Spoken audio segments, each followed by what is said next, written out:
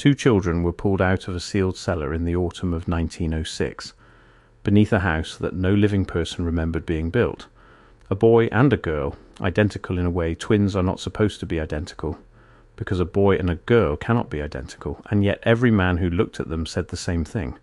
The same face, the same eyes, the same slow, patient stare that seemed to be measuring you rather than seeing you. They were thin, but not starved, pale, but not sick. And when the first officer asked them their names, they answered together in the same breath, with a word that was not English, and was not any language he had ever heard spoken by a human mouth. They were taken to the county asylum 3 days later. Within a month the staff had a new rule, and it was written in the margin of the admissions ledger in a hand that pressed so hard the pen tore the paper. No person is to be left alone with the Wexley children. Not a doctor, not a nurse, not a priest, not the director himself. And for the next 11 years that rule was never once broken, because the 3 people who broke it early did not come back the same, and one of them did not come back at all. Today we are going to talk about what those 2 children knew. We are going to talk about the language they spoke, the drawings they made, the map they refused to stop drawing on the walls, and the reason a working asylum in the year 1906 decided that the most dangerous thing in the entire building was not the violent, not the raving, not the men in the far ward who had to be chained. It was 2 quiet children who never raised their voices, and who kept describing a world that everyone insisted had never existed. Before we go any deeper, do something for me right now, because it matters more than you think. Go down to the comments and type one word. Type the word remember, just that. Type remember if some part of you, some old part underneath all the schooling and all the certainty, has always suspected that the history you were handed has a hole in the middle of it. I read these comments. I read every single one. And more than that, the word you type is the signal that tells this platform to carry the story further to the next person who needs to find it the way you just found it. So type remember, and then stay with me, because from here it does not get easier, it gets deeper. The house sat on the edge of a town that the records of the period are strangely unwilling to name. In 3 separate documents it is called only the Eastern Parish, as if the writers had agreed among themselves to leave the location blank. What we do know is that the house was old, older than the town around it. It was one of those structures that appears in the earliest surviving photographs already complete, already weathered, already standing among newer, smaller, cheaper buildings that huddle against it, like children against the leg of an adult. Nobody in the parish claimed to have built it. Nobody claimed to own it. The tax rolls listed it under a name that had no corresponding person, and the deed, when they finally went looking for the deed, was written in the same unreadable hand that would later appear in that torn margin of the asylum ledger. The children were found because of a smell. That is the ordinary human beginning of an extraordinary thing. A neighbour complained of a smell rising from the ground near the foundation, and the parish sent 2 men to dig, expecting a dead animal or a broken drain. What they found instead was a stone stair descending below the cellar that everyone already knew about, into a second cellar that no one did. A deeper room, a room built with a craftsmanship that did not match the century, blocks fitted so precisely that the men said you could not slide a knife between them, and at the bottom of that stair, in the dark, sitting perfectly still and perfectly calm, were the 2 children. They were not frightened. That is the detail every witness returns to. Children found in the dark beneath a house should scream, should weep, should run toward the light. These 2 looked up at the lantern with mild interest, the way you might look up when someone opens a door in a room you have been sitting in comfortably for hours. The girl spoke first. She said the word that was not English, and the man holding the lantern, a labourer with no education and no imagination to speak of, dropped the lantern and had to be helped back up the stairs, and for the rest of his short life he refused to say what he thought the word had meant. He only said that he had understood it. That was what unmade him. Not that it was foreign, that some buried animal part of him had known exactly what she said. They were fed, they were clothed, they were questioned by every authority the parish could produce, and every authority came away with the same 2 impressions, recorded again and again in slightly different words. The children were gentle, and the children were wrong. Wrong in the way a photograph is wrong when the shadows fall in a direction the sun cannot account for. They answered questions politely. They ate what they were given. They thanked people. And in the middle of all that ordinary politeness they would say things that stopped the room cold, delivered in the same flat, patient tone they used to ask for water. They asked where everyone had gone, not their family, everyone. They asked why the buildings were so small now and so new and so poorly made. They asked more than once when the fire had happened, and when the men told them there had been no fire, the children exchanged a look, a single glance between the two of them, and did not ask again. They had learned something in that glance. They had learned that the adults did not know, and after that they were careful. That is the thing that should frighten you most about the early records. Not that two strange children said strange things. That they very quickly understood the strangeness was theirs to hide, and began deliberately at an age no older than 11 to manage what the grown adults around them were allowed to know. Before we move on to the language they spoke, stop for a second. What you just heard about the fire they kept asking after is the part that changes everything. But it only makes sense when you see it written out next to the original admissions record. The buried room, the unmade labourer. It's all in the document linked below. Take 5 seconds right now, grab it, and then come back. Because what comes next builds directly on it. The link is in the description. Now, QR code is on your screen. The language came first, and the language was the thing the asylum could never explain away, because you cannot dismiss a language as the raving of a disordered mind. Raving is formless. This had form. This had rules. The children spoke to each other constantly in low tones, and at first the staff assumed it was the private nonsense speech that twins sometimes invent, the shared babble of two minds grown together in the womb. But a nurse named Edith Coyle, who had been raised in a house of scholars and had a good ear, began writing the sounds down. She was not trying to solve anything. She was passing the long night shifts. She simply wrote what she heard, night after night, in a small notebook she kept in her apron. What she noticed was that the words did not change.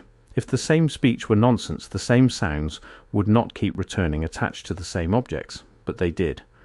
The word the boy used for water on a Monday was the word he used for water on a Thursday, and the word his sister used for water when she was thirsty in the middle of the night. There was a grammar.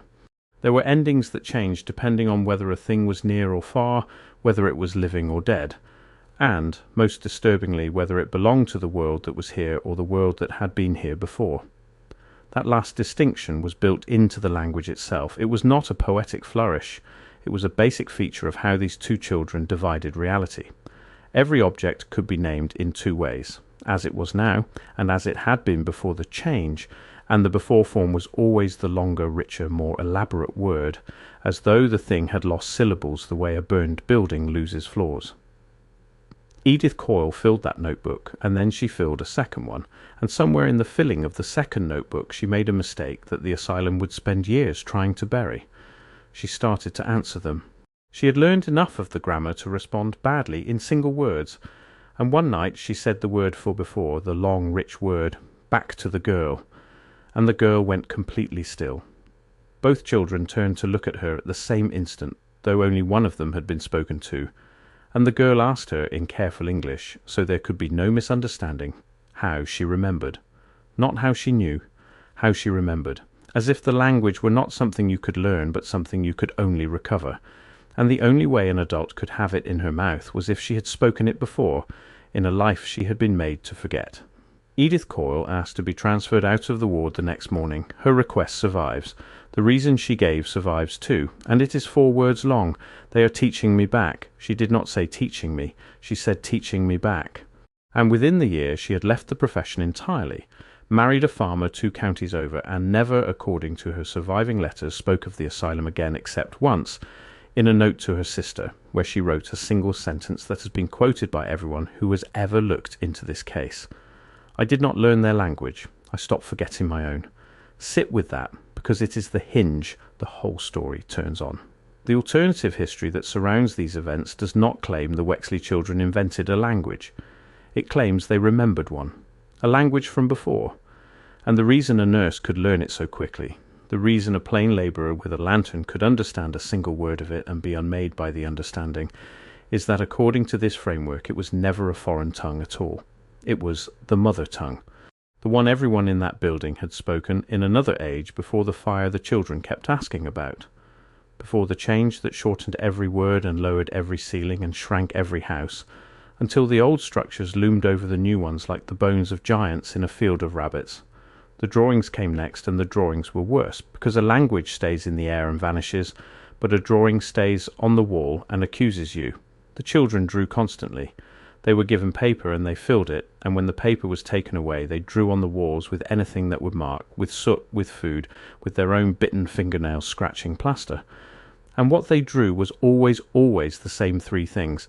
They drew a city. They drew a fire falling on the city from above rather than rising from below.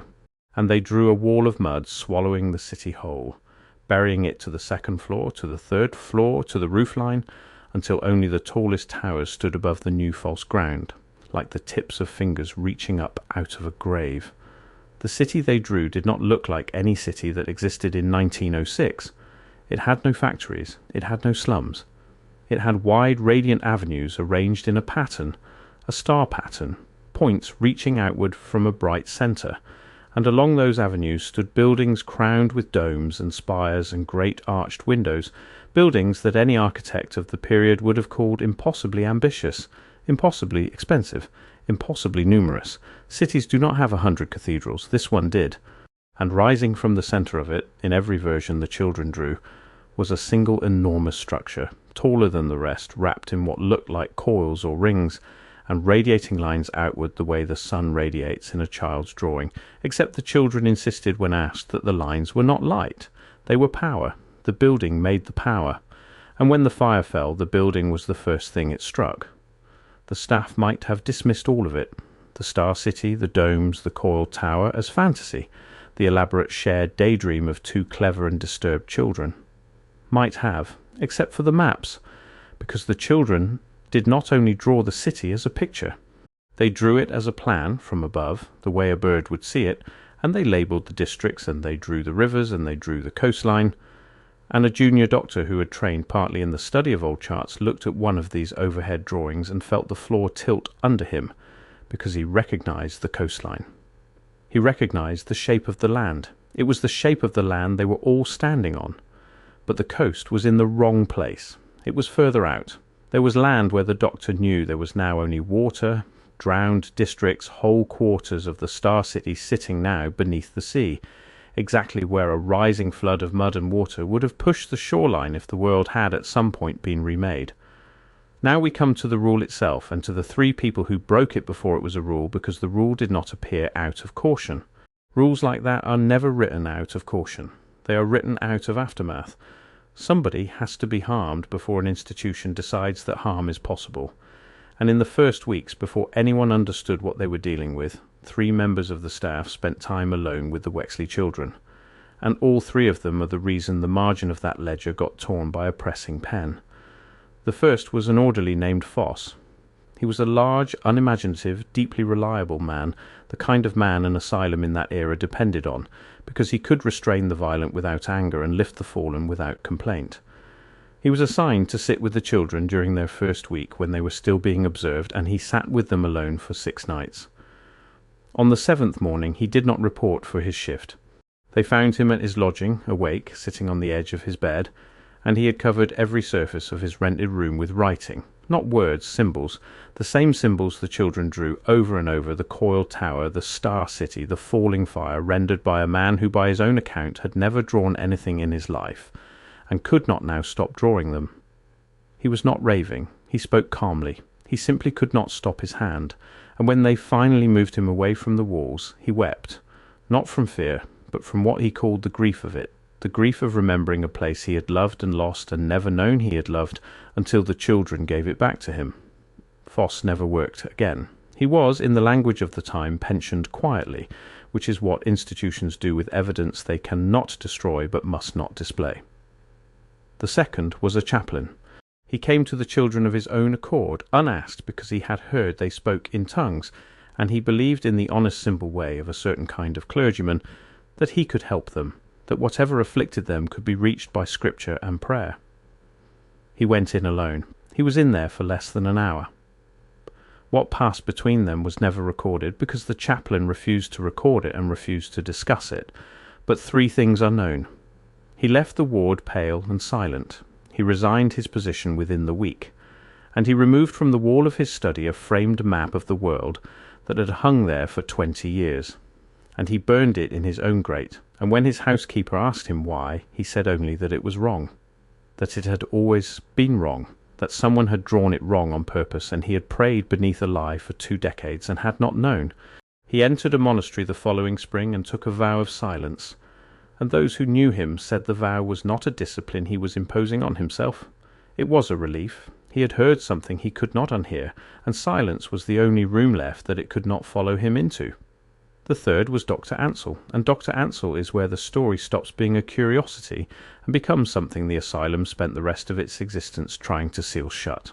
Ansell was young, ambitious, and modern. He did not believe in old worlds or falling fire or buried cities. He believed in science, in observation, in the careful accumulation of fact, and he saw in the Wexley children not a horror but an opportunity, the case that would make his name.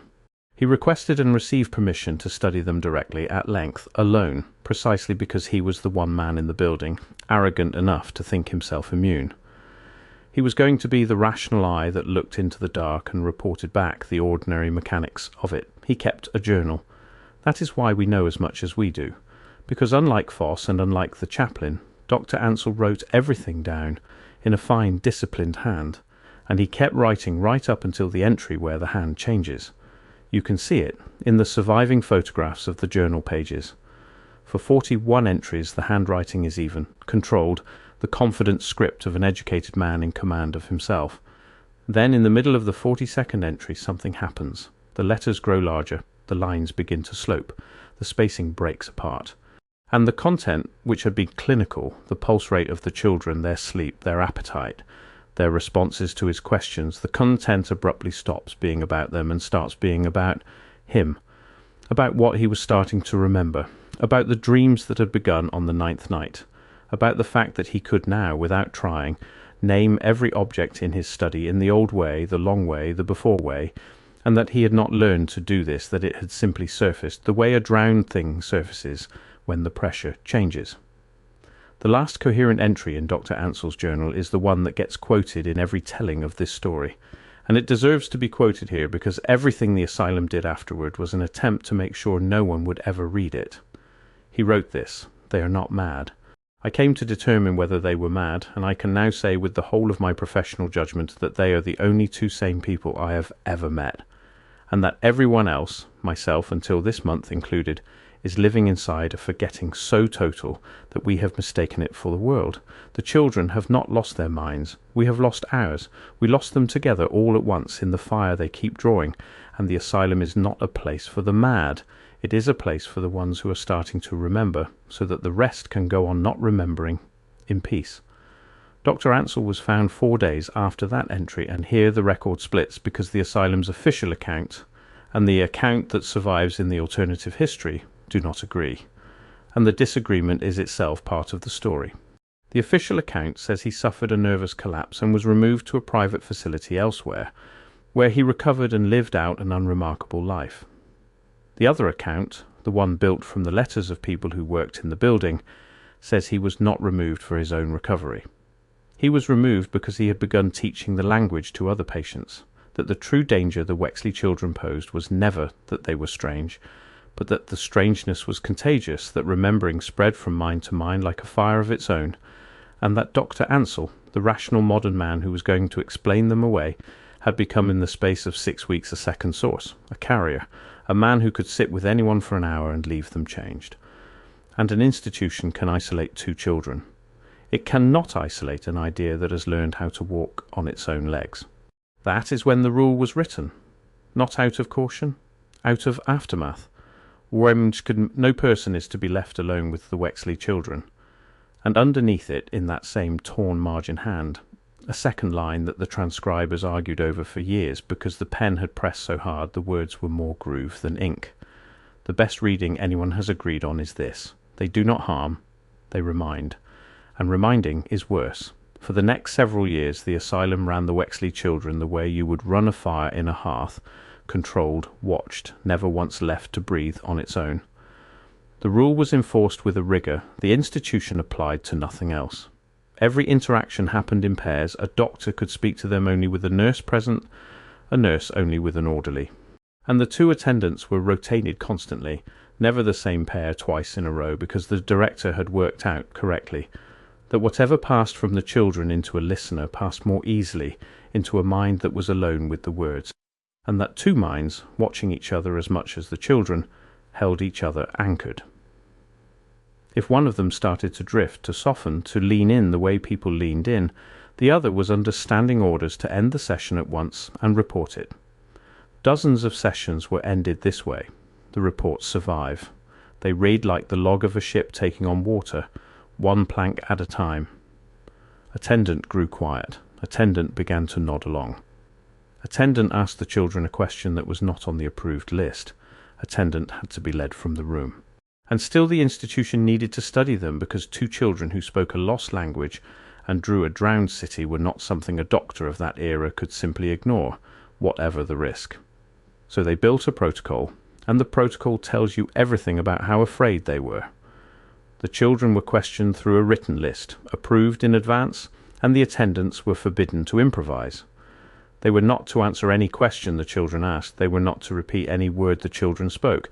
They were not to look at the drawings for longer than necessary to remove them. And above all, they were not to be alone. The Wexley children were, in the practical running of that building, treated as the single most hazardous thing on the grounds, more dangerous than the violent ward, more dangerous than fire or disease. And they achieved this status without ever once raising a hand to anyone.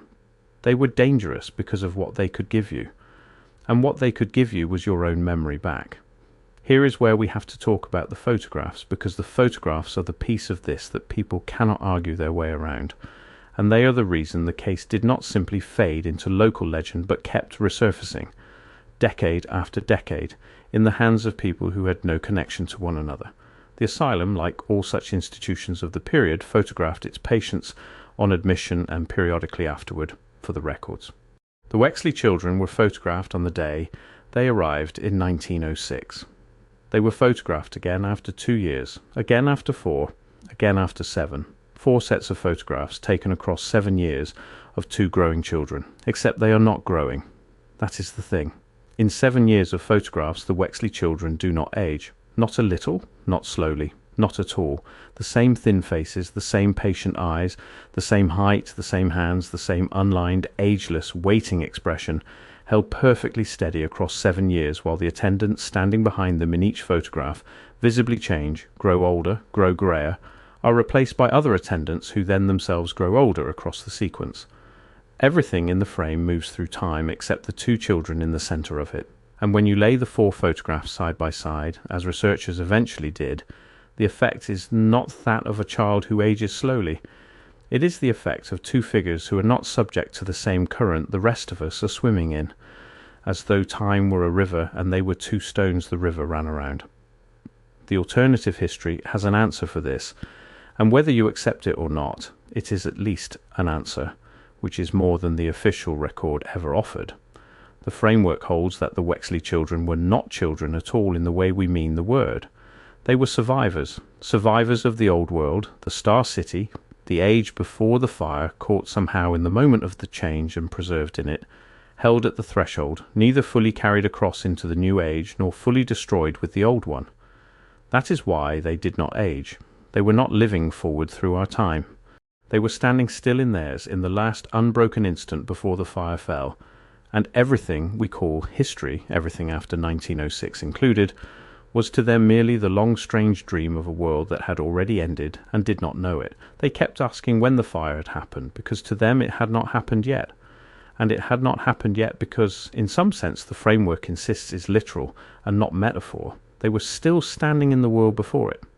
This is the point in the story where a reasonable person wants to stop, and I understand the impulse, because we have crossed from the strange into the impossible, and everything in your training tells you to plant your feet here and refuse the next step. So let me meet you there, on the solid ground, and walk you across slowly, because the case does not actually rest on you believing that 2 children stepped out of a dead civilization. It rests on something much simpler and much harder to dismiss, It rests on the fact that an ordinary working asylum, staffed by ordinary skeptical people who had every professional reason to see nothing unusual, looked at these two children and did not conclude that they were mad. They concluded that they were dangerous, and they concluded it not once, in a moment of panic, but continuously, deliberately, in policy for 11 years, with a rule they never relaxed and never explained. Whatever the truth was, the people closest to it, the people who had no theory to sell and no channel to run, were more frightened than any theory of madness could account for. You do not build an 11-year protocol around a delusion. You build it around a thing you have watched work. Let us talk about the fire, because the children talked about it constantly, and their account of it, pieced together from the approved question lists and the notebooks of Edith Coyle and the surviving pages of Dr. Ansell, is consistent in a way that invented things are not. Two liars will contradict each other. Two children describing a memory will circle the same details from different angles, and that is exactly what the Wexley children did. They described a world that was whole, and then a change that unmade it, and the change had three parts, always three, always in the same order. First came the fire that fell from the sky.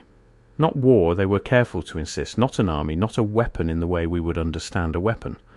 It fell everywhere at once, evenly, from above, and it did not burn the way ordinary fire burns. It did not consume the buildings so much as empty them. The girl, in one recorded exchange, said that the fire took the people but left the stone, and when the attendant, breaking protocol for a single fatal instant, asked her what she meant by took, she said that the fire did not kill. It unmade. It reached into a person and pulled out the part that knew and left the rest standing, breathing, walking around inside a life it could no longer remember was borrowed. The survivors of the fire, she said, were not the ones who escaped it. The survivors were the ones the fire had emptied and refilled with forgetting. Which meant, she said, looking at the attendant with those patient, ageless eyes, that almost everyone he had ever met was a survivor, including him. Then came the mud. This is the part of the account that connects the Wexley children to a much larger body of testimony, because the mud is everywhere in the alternative history, the great flood of it that buried the old world to its second and third floors, that filled the grand ground-level rooms of the Star City until they became cellars, until the elegant tall windows of the true first floor became the half-windows of a basement peering out at the new false ground. The children described the mud coming after the fire, not water exactly. They were specific, thicker than water, grey and warm and rising fast, filling the streets of the Star City, climbing the sides of the domed buildings, swallowing the coiled tower to its waist. And when the mud finally stopped and hardened, the world had a new floor, meters above the old one, and everything built after was built on top of the grave, by people who did not remember there was a grave because the fire had taken the part of them that would have remembered. And then came the third part, the part that the children found the hardest to describe, and that Dr. Ansell, in his final coherent pages, found the hardest to accept, because it was the part that implicated the very building he was standing in. After the fire, and after the mud came the gathering. Someone, or something, went through the emptied world collecting the ones the fire had not fully taken, the remnants, the ones in whom the old memory had not been entirely pulled out, in whom something still glowed under the ash. Children, mostly, because children had been closest to the old language and furthest from the machinery of the new forgetting. And these remnants were gathered up and placed, the children said, in the quiet houses, the houses on the edges of the new towns, the houses of forgetting, where the ones who remembered too much could be kept apart from the ones who had forgotten cleanly, so that the memory would not spread back into the world and wake it. You understand what they were describing. They were describing the asylum. They were describing exactly the kind of institution they were sitting in, as they described it. And Dr. Ansell understood it too, and that is what broke him. Not fear of the children, but the slow horror of realizing that the asylum, his asylum, the modern rational scientific institution he served, was not new, that it was only the latest form of a thing much older. A machine for managing memory, a place built in its deepest function, not to heal the ones who had lost their minds, but to contain the ones who were finding them again. He wrote near the end that he had come to the building believing it treated madness, and had come to understand that it manufactured the opposite of madness, that it existed to keep the sane, the remembering, the awake, safely locked away from the sleeping majority who needed to keep sleeping. And he could no longer tell which side of that door he belonged on. If the Wexley children had been the only case, we could set them aside as an isolated horror, a single unexplained file in a single forgotten building. But they were not the only case, and this is where the story stops being about two children and starts being about a pattern, because the years around 1906 were the years of the trains, the orphan trains. Between the 1850s and the late 1920s, hundreds of thousands of children were gathered from the eastern cities and moved in long trains out across the continent, and the official history explains this as charity, as the relocation of the orphaned and the abandoned to new families and new lives in a growing country. And some of it surely was that. But the numbers have always troubled the people who look closely at them. The sheer volume of children, the strange completeness with which so many of them arrived without documented parents, without documented origins, without any thread connecting them backward into a family that could be found. A whole generation of children who seemed in the paperwork to begin from nothing. The alternative history reads the orphan trains the way the Wexley children read the asylum, not as charity, as gathering.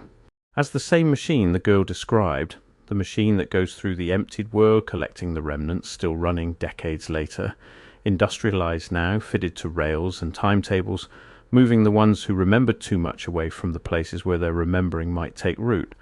And the destinations, if you follow them, are not random. A great many of those children ended in institutions, asylums, homes, schools of a particular disciplinary kind, places designed above all else to overwrite, to replace the child's own account of where it came from with a new, clean, sanctioned account, to take a mind that arrived speaking sometimes in tongues no one recognized, drawing cities no one could place, and to graduate it years later, fluent only in the new world, remembering only the new history, its earlier knowledge scrubbed down to the occasional troubling dream. Seen from inside that pattern, the Wexley children were simply two who could not be scrubbed, two the machine caught but could not overwrite. Every other remnant that came through the system was, eventually, forgotten into ordinariness, grown into an adult who no longer remembered the Star City, who would have laughed at you if you described it. But these two would not fade. They did not age, they did not forget, they did not soften into the new world, and worst of all, they wrote themselves outward into everyone who came near them, undoing the forgetting in others faster than the institution could reimpose it. They were not a problem the machine could solve by waiting, the way it solved every other case, because they stood outside the current of time that the waiting depended on. And so the asylum did the only thing left to it. It sealed them off, it surrounded them with the rule. It waited for a solution it did not have, and it kept them year after year in a locked stillness, two survivors of a drowned age held in a jar on a shelf, patient as the drowned always are. There is a detail from the World's Fairs of the era that people who study this case return to again and again, and it belongs here because it is the other half of the same coin. The great expositions and fairs of the late 1800s and early 1900s were extravagant beyond anything their supposed economies should have been able to produce. Vast white cities of domed and columned palaces, raised in a year or two, glowing with electric light at a time when electric light was meant to be in its infancy, and then almost all of them demolished within months of closing. Whole radiant cities of monumental architecture built at impossible speed, lit by impossible power, and then torn down and carted away as if they had never been. The official history says these were temporary structures of plaster and lath, mere stage sets for a season of spectacle. The alternative history asks a harder question. It asks why a young, supposedly primitive age would build over and over, in a style and at a scale that matched exactly the star cities the Wexley children drew from memory. And it offers an answer that fits the children's account with an uncomfortable precision. That the fairs were not built, that they were unearthed, that beneath the mud the old world still stood, and that these expositions were the brief, controlled, carefully explained unveilings of salvaged pieces of it, shown to the public under a story that made them safe, that made them temporary, that made them the clever work of the present rather than the recovered inheritance of a buried past. And then buried again, demolished, cleared away, before too many people stood inside those halls and felt the thing the chaplain felt when he looked at his map. The wrongness, the memory rising. The Wexley children were shown a photograph of one of these fairs once. It is in the record.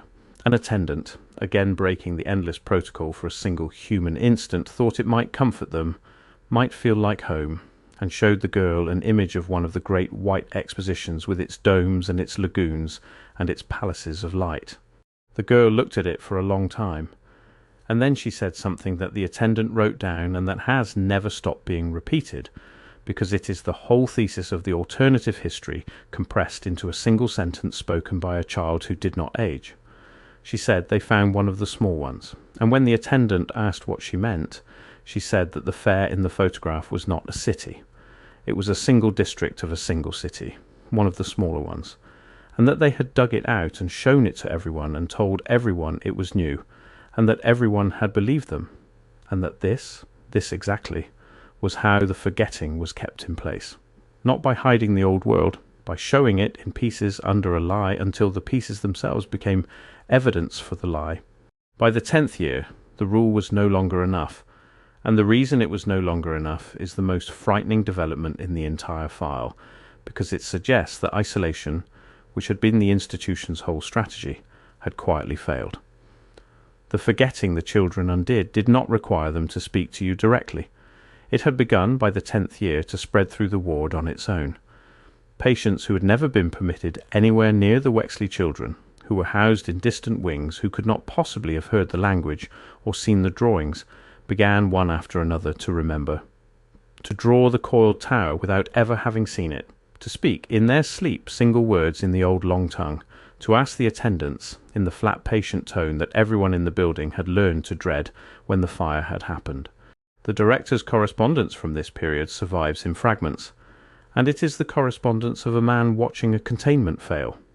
He writes of a contagion that has no physical vector, that respects no walls, that seems to travel through the very air of the institution, or worse, through something underneath the air, some shared substrate of mind that the children had cracked open and could no longer close. He writes of ordering the drawings scrubbed from the walls twice daily and finding them returned by morning, sometimes in wings where no patient could draw, sometimes in the director's own office, in his own locked office, in a hand he did not recognize and could not rule out as his own. He writes in one late letter that his family suppressed for 2 generations, that he had begun to dream the Star City himself, that he could name the objects on his desk in the old way, that he understood now what Dr. Ansell had understood, and that he finally grasped the true nature of the rule he had written a decade earlier. It had never been possible to keep people from the children.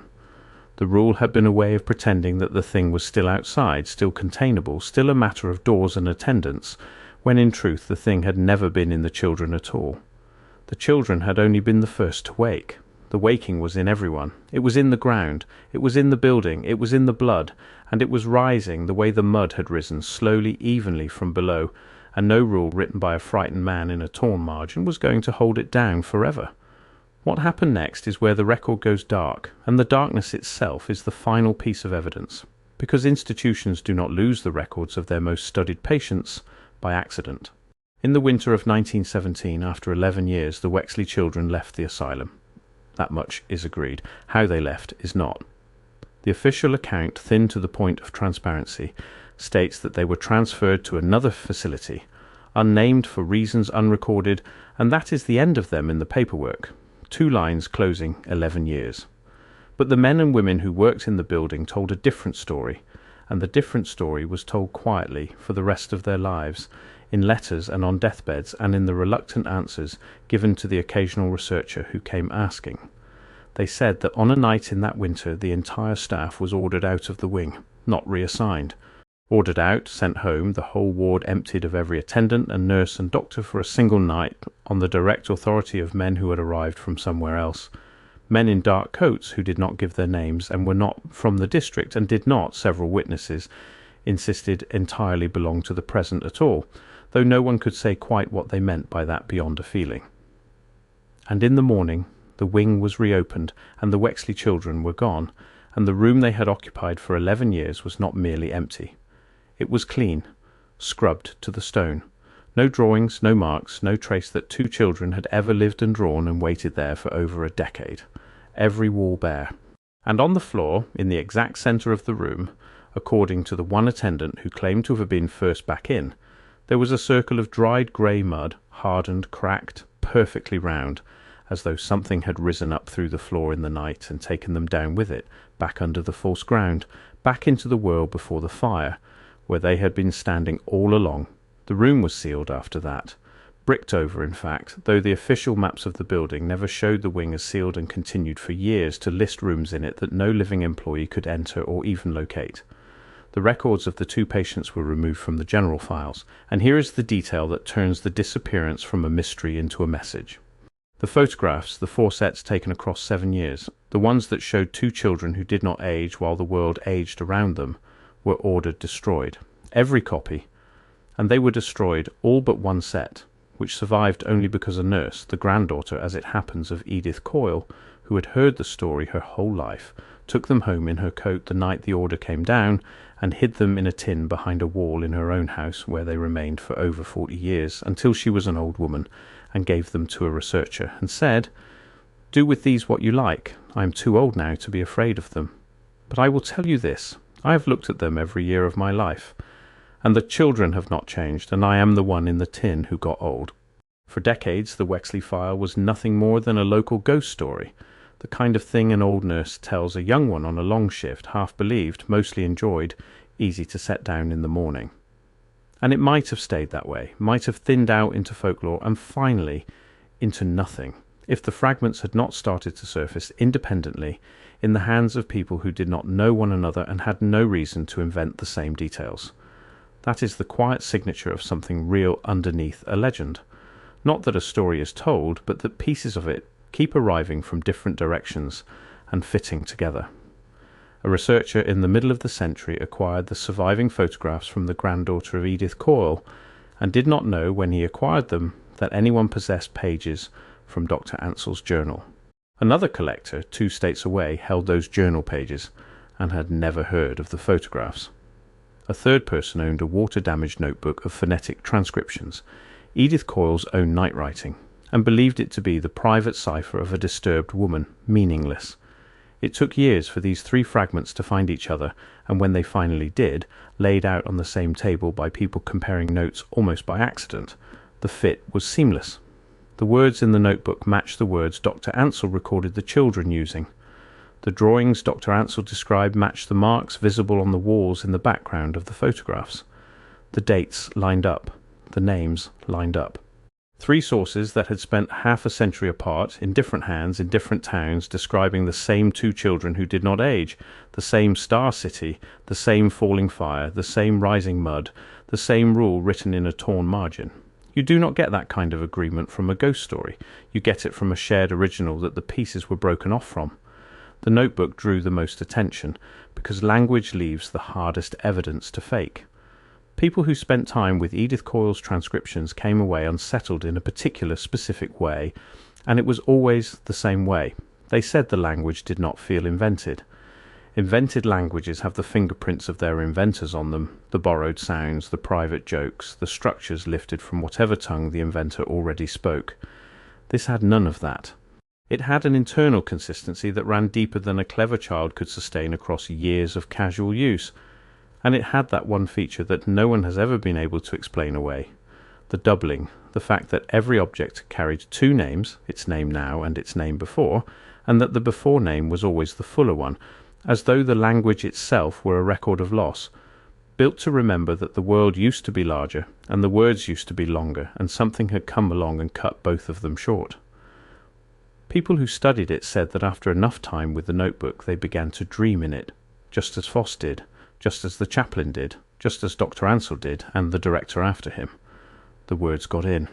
And once the words were in, the person was never quite as certain again that the world they woke up to every morning was the only world there had ever been, or the first one, or the real one. And the Wexley children, it turns out, were not unique. That is the discovery that keeps the case alive and keeps it growing, because once you know what you are looking for, the pattern appears elsewhere. There are other files, not many, but enough. A pair of siblings admitted to a home in another country a few years earlier, who spoke a private language and drew a burning city, and were kept by order from being alone with the staff. A single child, decades later, in an institution on another continent, who did not age across the years of her confinement, and who asked in that same flat, patient way when the fire had happened. The details vary, the core does not. Children who arrive from nowhere, speaking a tongue that should not exist, carrying a memory of a drowned and radiant world, and institutions that respond not with treatment, but with containment, not with curiosity, but with a lid clamped down hard and held. Every one of these cases, taken alone, is a curiosity. Taken together, they are the outline of a system. A quiet, patient, centuries-deep system for finding the ones who remember and keeping them apart from the ones who have forgotten, so that the forgetting can hold. And notice what all of these scattered cases have in common beyond the details, because it is the detail that matters most and the one that is easiest to miss. In every single one of them, the response of the authorities is identical, and it is the wrong response. If a child arrives speaking an unknown language and drawing an unknown city, the natural human reaction, the curious reaction, the scientific reaction, is to lean in, to study, to ask, to bring in the scholars and the linguists and the map makers and find out what on earth is going on. That is what a healthy world does with a mystery. But in none of these cases does that happen. In every case, the reaction is the opposite of curiosity. It is containment. It is the lid, the rule, the isolation, the scrubbed wall, the sealed file. And an institution that meets a genuine mystery with fear rather than fascination is telling you something without meaning to. It is telling you that it already knows what the mystery is. You do not clamp a lid on a thing you do not understand. You clamp a lid on a thing you understand all too well and have decided, for reasons of your own, that the rest of the world must never be allowed to understand at all. This is the part where I have to be honest with you about what we can and cannot say, because the story is powerful enough that it does not need me to overstate it. And the alternative history is more interesting when you hold it at arm's length than when you swallow it whole. We cannot prove that a star city lies drowned beneath our feet. We cannot prove that a fire once reached into the human race and pulled the memory out. We cannot prove that 2 children stepped out of a dead age into a sealed room in 1906 and refused to grow old.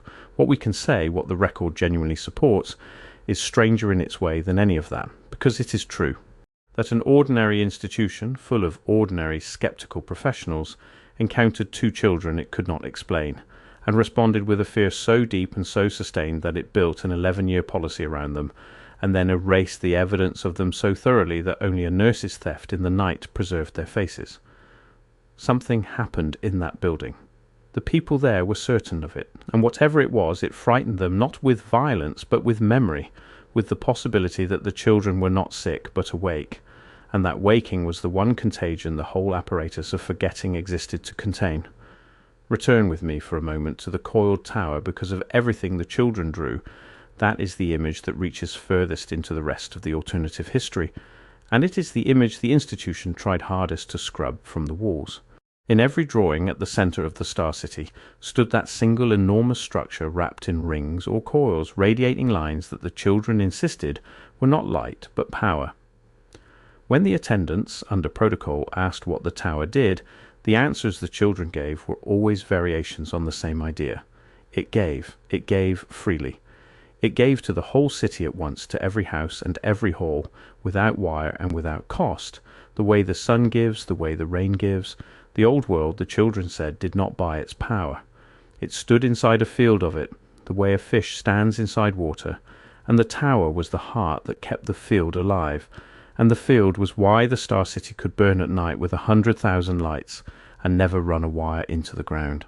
You can hear in that description the shape of the oldest and most persistent claim in all of this branch of alternative history, the claim that the old world ran on a kind of power we have lost, drawn from the air itself, from the ground itself, from the field the children described, and that the coiled towers scattered through the drawings and the old photographs, and the strange architecture of the buried world were not decorations and not follies, but the machinery of that lost inheritance. And you can hear, too, why such a thing would need to be forgotten. Because a world that stands inside free and endless power is a world that cannot be owned. It cannot be metered. It cannot be sold back to the people who already live inside it. The fire that took the memory in this telling was not only a catastrophe, it was a convenience. Because the ones who woke up first in the emptied world, the ones the fire did not fully take, the ones who kept just enough cunning to rule, inherited a world that had forgotten how to power itself for free, and they were in no hurry to remind it. The forgetting was not merely allowed to happen, it was tended, it was maintained, It became an institution, and then many institutions, and one of those institutions, in the winter of 1906, dug 2 children out of a sealed room beneath an impossibly old house, and understood correctly that it had just uncovered a leak. That is what the Wexley children were in the end to the machine that caught them. A leak, a place where the old world was seeping back into the new one. And you do not reason with a leak. You do not treat it or study it or come to understand it. You seal it. You clamp the lid and you hold it and you wait, and if the waiting does not work, if the leak keeps spreading through the ward and into the director's own dreams, then one winter night you send the whole staff home and you let the men in the dark coats do whatever it is they do, and in the morning there is a circle of dried mud on a scrubbed floor, and 2 lines in a file and a bricked-over wing that the maps refuse to admit exists. And the world goes on sleeping, exactly as it was built to.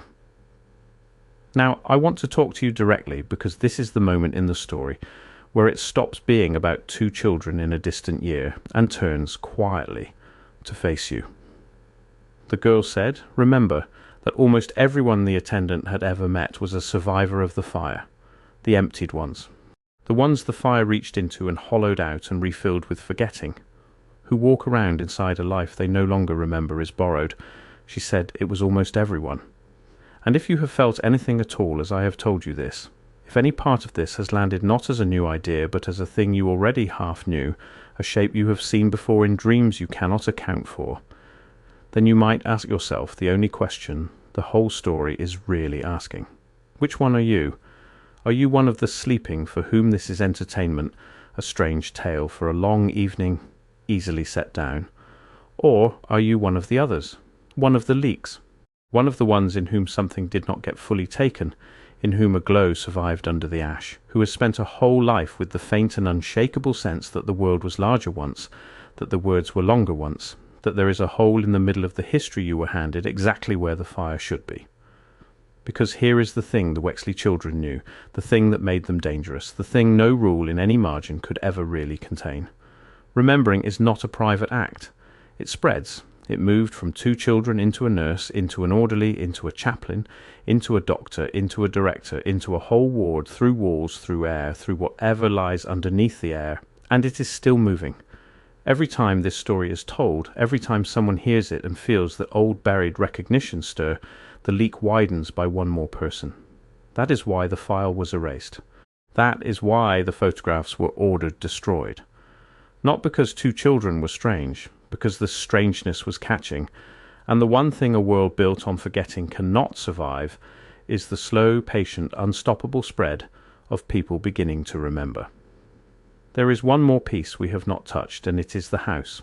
What became of the impossibly old house on the edge of the parish, the one no one remembered building, the one with the deeper room and the precisely fitted stone?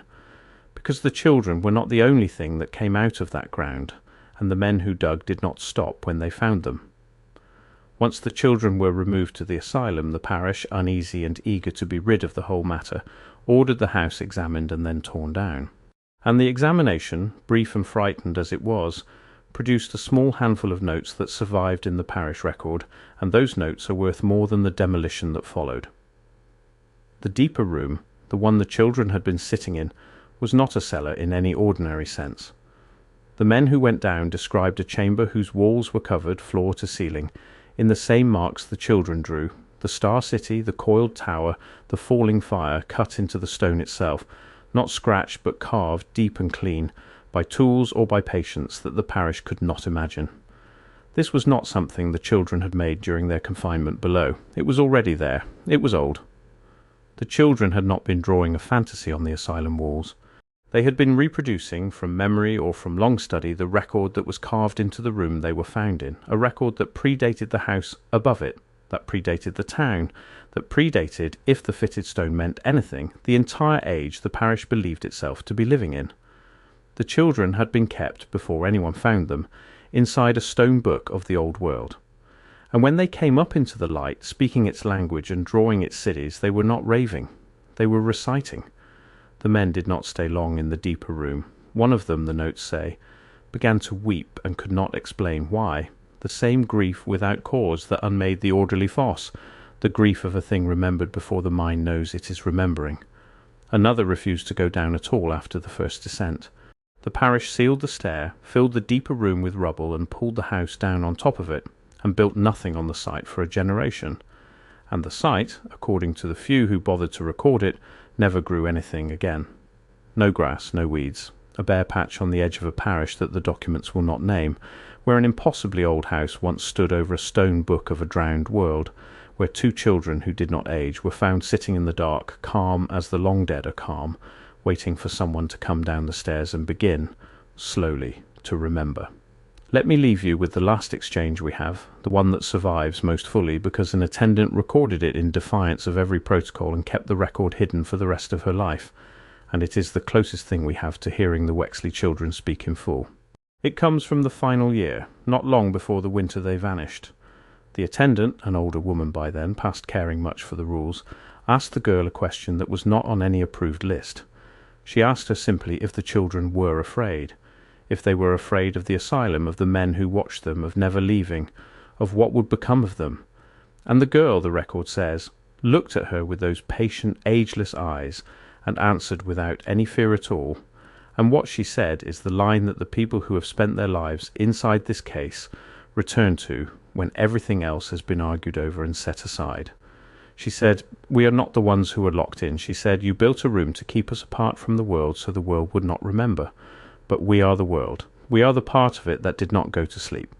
And you are the ones inside the room, all of you, the whole waking country outside these walls, sealed in a forgetting so complete you have mistaken its walls for the horizon. We are not afraid," she said, "because we are already free. We remember.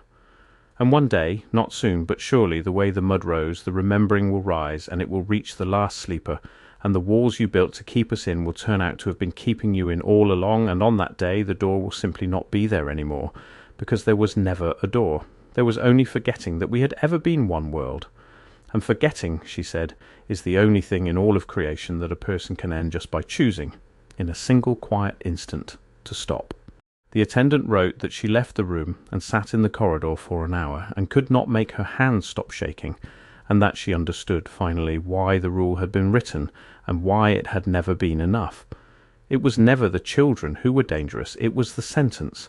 It was the idea, once it was in you, that the world you woke to might be a room, and that the room might have no door, and that the only key was the one thing no institution can confiscate, no fire can fully take, no mud can bury deep enough.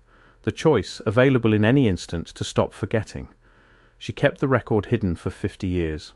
And when at last she gave it up, she said she had kept it hidden, not because she was afraid of being caught with it, but because every time she read it she remembered a little more. And there had been years of her life when she was not brave enough to know how much there was to remember. So where does that leave us, standing here more than a century after 2 children were carried up out of the dark and set down inside a rule that no one would explain? It leaves us with a choice about how to hold the story, and I have come to think the choice itself is the point. You can hold it as fiction, as a beautifully consistent piece of folklore assembled over decades by people who wanted the world to be stranger than it is. And if you hold it that way, it costs you nothing, and it changes nothing, and you will sleep exactly as well tonight as you did last night. Or you can hold it the other way, at arm's length, not swallowing it whole, but not throwing it away either, and let it do the small dangerous thing it was perhaps designed to do, which is to loosen by a single degree your certainty that the history you were handed is complete. Because that certainty is the real subject of everything we have talked about. Not the Star City, not the coiled tower, not the fire or the mud or the children who would not age. The subject is the confidence with which every one of us walks around inside a story of the past that we did not witness, that we accepted whole from people we never met, that has, when you actually look at it, exactly the kind of holes and silences and scrubbed rooms that the Wexley file has, the impossibly old buildings that appear in the earliest photographs already ancient, the architecture we supposedly built in a primitive age and could not build again today, the institutions that arose in a single century to gather children from nowhere and overwrite whatever they arrived remembering, the fairs raised and demolished like stage sets, glowing with a power the age was not supposed to have. You do not need 2 ageless children to notice these things. They are sitting in the record already, in plain sight, explained away one at a time by stories that each sound reasonable alone, and only become strange when you set them side by side, the way 3 fragments of the Wexley file only became undeniable when someone finally laid them on the same table. That is the gift and the curse the children left behind, and it is why the institution was right to be afraid of them, even if every literal claim in this story is false. Because you do not have to believe in the drowned world to catch the thing that is actually contagious here. The contagious thing is the question. Once you have really asked it, really let it in, the question of whether the world you woke to is the first world or merely the latest one, the question of what exactly the fire was that sits in the gap in the middle of the history, you cannot fully unask it. It stays, it waits, it surfaces when the pressure changes in the quiet hours, when you look at an old photograph and feel, without knowing why, that something in it is wrong, that the shadows fall in a direction the sun cannot account for. The Wexley children did not need to convince anyone of anything. They only needed to be seen and remembered and passed along. The remembering does the rest. It always has.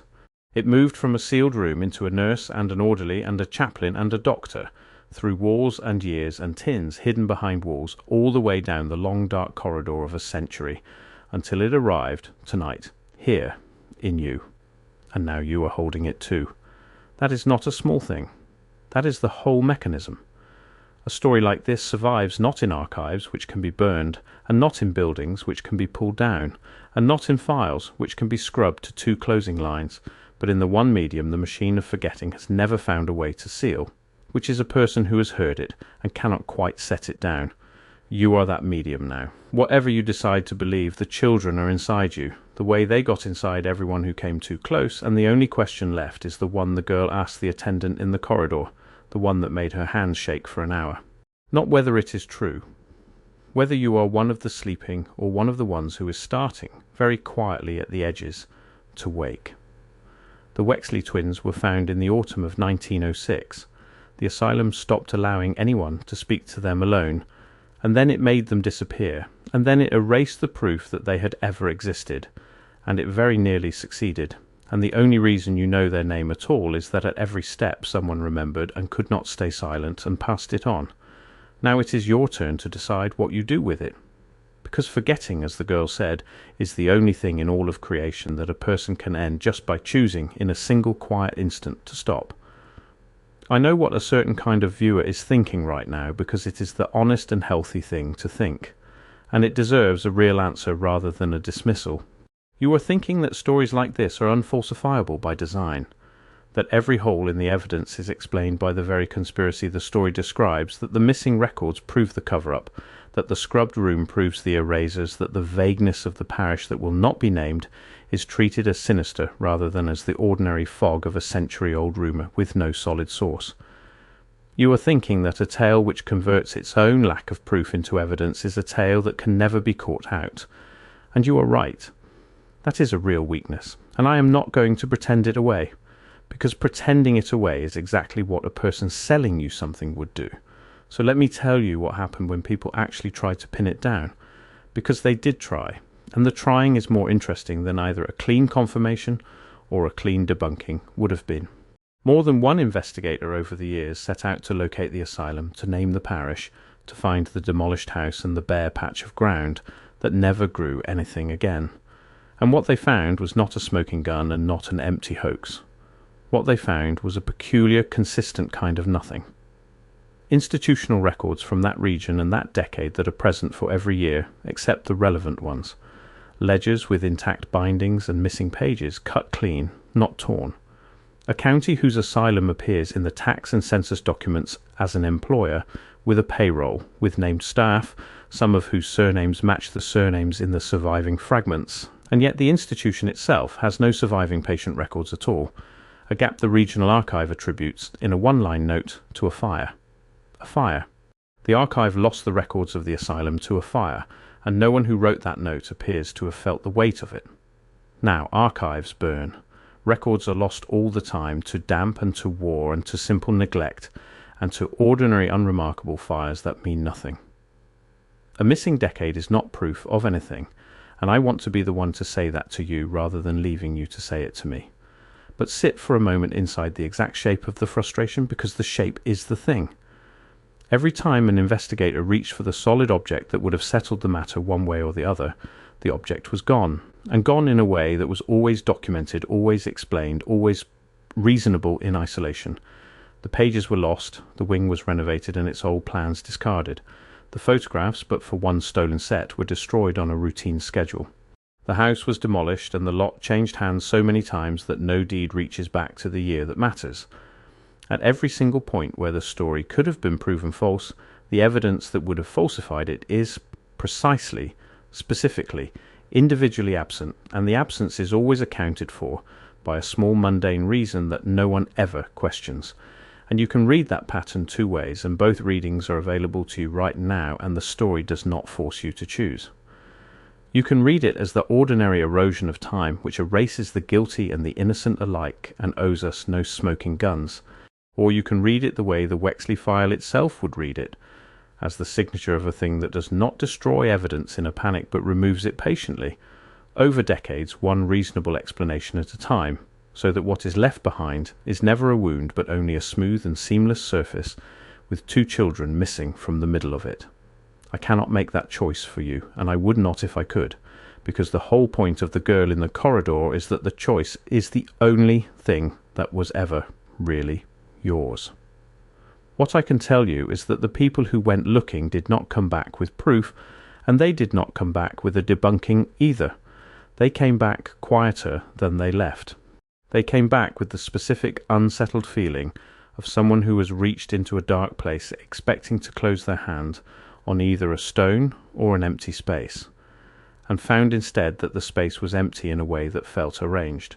Every one of them said some version of the same thing, and it is the same thing Edith Coyle said, and the same thing the nurse with the tin said, and the same thing you may be starting to feel yourself. Not that they had learned something new, that they had stopped by a single degree forgetting something old. If this reached something in you, then do the two things that keep it moving. Subscribe so the next piece of this finds you instead of being lost, because we are following the buried thread wherever it leads, into the star forts, into the drowned coastlines, into the other children in the other files who also would not age, and you do not want to miss where it goes next. And then go watch the video already waiting for you on the screen right now, the one about what the earliest surviving photographs show standing in the background, already ancient, in cities that were supposed to be brand new. It is the other half of this story, and it answers questions this one only had the room to raise. It is on screen now. Go remember the rest of it, because the twins are already inside you, and the only thing left to decide is how much of the old world you are ready to let back in.